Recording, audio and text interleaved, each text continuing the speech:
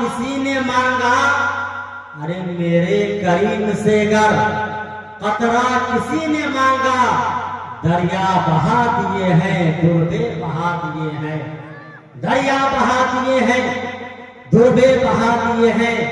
और अब आओ बसीरत की आंखें तो खोलो, अब आओ बसीरत की आंखें तो खोलो, गुजारिश है सांपों से महफूज हो लो, और बरेली के साए में आकर यूं बोलो, मैं मुजरिम हुआ का मुझे साथ ले लो, के रास्ते में है जा बजा खाने वाले। मैं मुजरिम हुआ का मुझे साथ ले लो, के रास्ते में है जा बजा खाने वाले। और सरे हश्र उनका ही चर्चा है वल्लाह, मचल के बोल दीजिए सुभान अल्लाह। सरे हश्र उनका ही चर्चा है वल्लाह।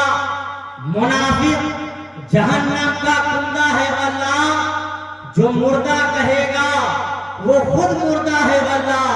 तू जिंदा है वल्लाह, तू जिंदा है वल्लाह, मेरी चश्मे आलम से छुप जाने वाले। तू जिंदा है वल्लाह, तू जिंदा है वल्लाह, मेरी चश्मे आलम से छुप जाने वाले। मोहतरम हज़रात, अल्लाह तबारक व तआला कुरान मुक़द्दस में इरशाद फरमाता है, वक़ुल जाअल हक़्क़ु व ज़हक़ल बातिल इन्नल बातिल काना ज़हूक़ा। ऐ महबूब, आप फरमा दीजिए कि हक आ गया और बातिल मिट गया। बेशक बातिल को मिटना ही था। हजरत आदम अलैहिस्सलाम से लेकर खातमे पैगंबरा तक, और खातमे पैगंबरा से लेकर इमाम अहमद रज़ा खान तक हक व बातिल की जंग होती रही और क़यामत तक होती रहेगी। हर बातिल के मुकाबले में हक है। लिकुल्ले फिरऔन मूसा, हर फिरऔन के लिए मूसा है। बातिल को हक से चिढ़ होती है, इतनी चिढ़ होती है, इतनी चिढ़ होती है कि देखना पसंद नहीं करता, बल्कि मौका पाकर के थूकने की कोशिश करता है। एक किताब है जिसका नाम तफसीर रूहुल बयान है, उसमें एक रिवायत है कि जब अल्लाह तबारक व तआला ने हजरत आदम अलैहिस्सलाम के पुतले को तैयार किया, अभी उसमें रूह डाली नहीं गई थी कि एक मर्तबा इब्लीस को मौका मिला, नाक की जगह पर थूक दिया। थूक से टच होने के सबब मिट्टी नापाक हो गई। अल्लाह तबारक व तआला ने हजरत जिब्रील अलैहिस्सलाम को हुक्म दिया कि थूक से टच होने वाली मिट्टी निकाल दो।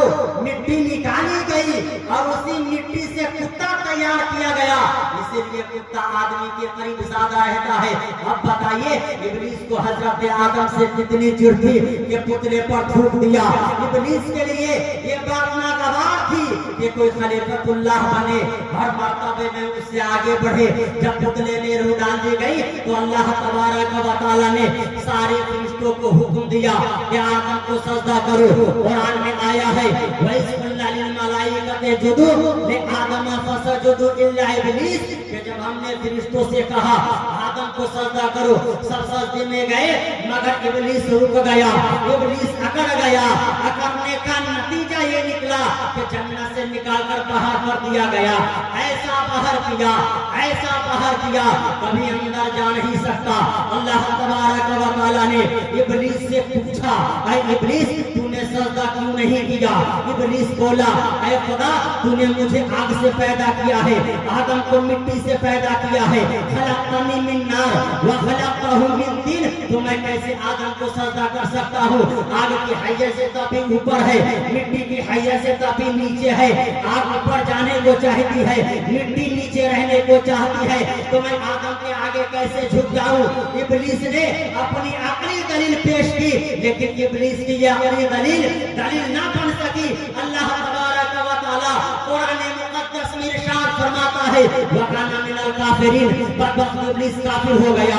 इब्लीस को सोचना था जो खुदा जमीन पैदा कर सकता है वो खुदा जमीन को खत्म भी कर सकता है, जो खुदा आसमान पैदा कर सकता है वो खुदा आसमान को खत्म भी कर सकता है, जो खुदा चांद पैदा कर सकता है वो खुदा चांद को खत्म भी कर सकता है, जो खुदा सूरज पैदा कर सकता है वो खुदा सूरज को खत्म भी कर सकता है, जो खुदा सितारे पैदा कर सकता है वो खुदा सितारे को खत्म भी कर सकता है, जो खुदा हवा पैदा कर सकता है ہے وہ خدا ہوا کو سب بھی کر سکتا ہے. اسی طریقے سے جو خدا آگ پیدا کر سکتا ہے آگ کو مٹا بھی سکتا ہے اور مٹی کے آگے جھکا بھی سکتا ہے.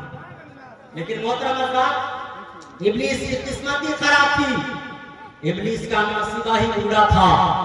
جس کی قسمت خراب ہوتی ہے, جس کا نصیبہ بگڑا ہوا ہوتا ہے, جس کو اللہ کے رسول سے کوئی تعلق نہیں ہوتا ہے, اس کا دین و مذہب سلب کر لیا جاتا ہے, اس کی عقلیں چھین لی جاتی